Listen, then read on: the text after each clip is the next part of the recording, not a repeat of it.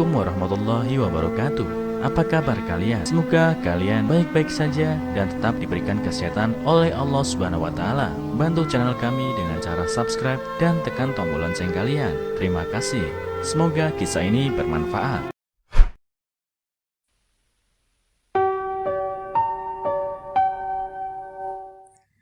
Lihat perjuangan suami yang menjaga istrinya.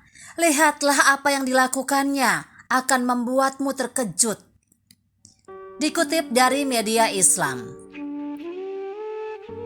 Semua bermula dari satu rumah elegan di pinggir desa, yang mana hiduplah di sana sepasang suami istri. Sebut saja Pak Andre dan Bu Rina. Pak Andre yaitu anak tunggal keturunan orang terpandang di desa itu, sedangkan Bu Rina yaitu anak orang umum. Akan tetapi kedua orang tua Pak Andre demikian menyayangi menantu satu-satunya itu. Karena terkecuali rajin, taat dan patuh melaksanakan ibadah, Bu Rina juga telah tak punyai saudara dan orang tua lagi. Mereka semuanya jadi satu di antara korban gempa 1 tahun lebih yang lalu. Sekilas orang lihat mereka yaitu pasangan yang demikian harmonis. Beberapa tetangganya juga paham bagaimana mereka dulu melalui usaha dari kecil untuk mencapai kehidupan mapan seperti sekarang ini. Sayangnya pasangan itu belum komplit. Dalam kurun waktu 10 tahun usai pernikahannya, mereka belum juga dikaruniai seorang anak pun. Mengakibatkan Pak Andre putus harapan hingga meskipun masihlah demikian cinta, dia punya niat untuk menceraikan sang istri, yang dianggapnya tidak bisa memberi keturunan sebagai penerus generasi. Setelah melalui perdebatan sengit, begitu sedih dan duka yang mendalam, akhirnya Bu Rina juga menyerah pada ketetapan suaminya untuk tetap bercerai. Sambil menahan perasaan yang tak menentu, suami istri itu pun mengemukakan gagasan perceraian itu pada orang tuanya.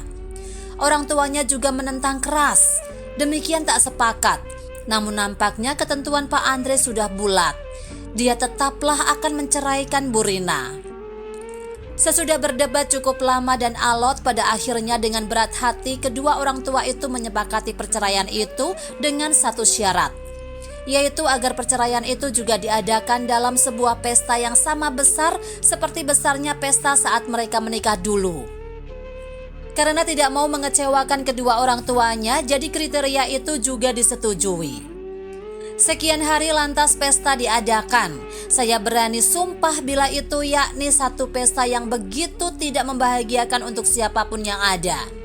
Pak Andre terlihat tertekan, stres dan selalu menenggak minuman beralkohol hingga mabuk dan sempoyongan. Sementara Bu Rina terlihat selalu melamun dan sesekali menyeka air mata nelangsa di pipinya. Di sela mabuknya itu tiba-tiba Pak Andre berdiri tegap dan berkata lantang, "Istriku, saat Anda pergi nantinya, ambil saja dan bawalah dan semuanya barang bernilai atau apapun itu yang Anda gemari dan Anda sayangi selama ini." Setelah berkata demikian, selang beberapa saat dia makin mabuk dan akhirnya tak sadarkan diri. Besok harinya usai pesta, Pak Andre terbangun dengan kepala yang masihlah berdenyut-denyut berat. Dia terasa asing dengan keadaan di sekelilingnya. Sedikit yang dikenalnya terkecuali satu, Rina, istrinya yang masih demikian dia cintai, sosok yang sepanjang bertahun-tahun ini temani hidupnya. Jadi dia juga lantas bertanya, "Ada di manakah saya? Sepertinya ini bukan kamar kita. Apakah saya masihlah mabuk dan bermimpi? Tolong jelaskan." Bu Rina juga lalu menatap suaminya penuh cinta dan dengan mata berkaca dia menjawab, "Suamiku, ini di rumah peninggalan orang tuaku. Dan mereka itu beberapa tetangga. Kemarin ada katakan di depan semua orang bila saya dapat membawa apa saja yang saya menginginkan serta saya sayangi. Dan perlu kamu tahu, di dunia ini tak ada satu barang pun yang bernilai dan saya cintai dengan sepenuh hati kecuali Anda. Oleh karena itu, Anda sekarang ini kubawa dan dimanapun saya pergi. Ingat, Anda telah berjanji dalam pesta itu." Dengan perasaan terkejut sesudah tertegun sebentar dan sebentar tersadar, Pak Andre juga lalu bangun dan lalu memeluk istrinya erat dan cukup lama sambil terdiam. Bu Rina juga hanya bisa pasrah, tidak ada bisa membalas pelukannya. Dia biarkan kedua tangannya tetaplah lemas, lurus sejajar dengan tubuh kurusnya. Maafkan saya istriku, saya sungguh bodoh dan tak tahu kalau kenyataannya sebegitu dalamnya cintamu buat aku.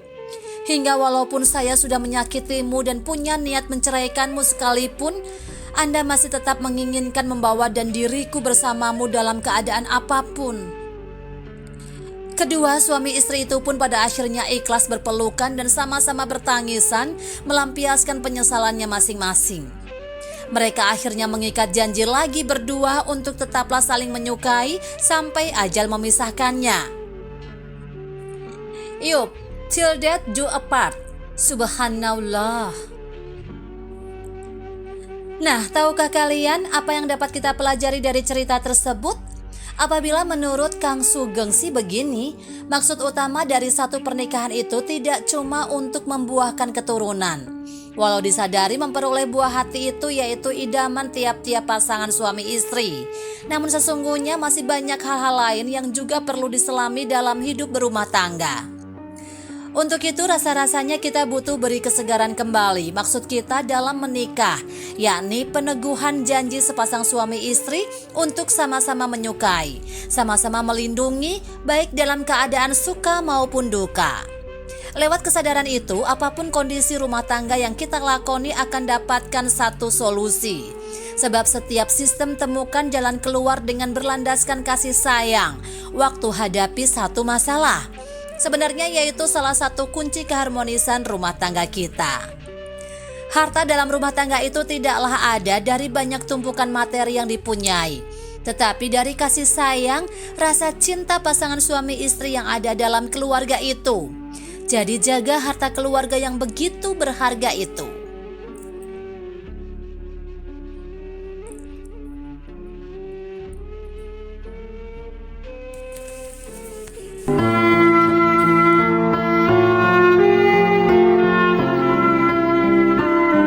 Assalamualaikum warahmatullahi wabarakatuh.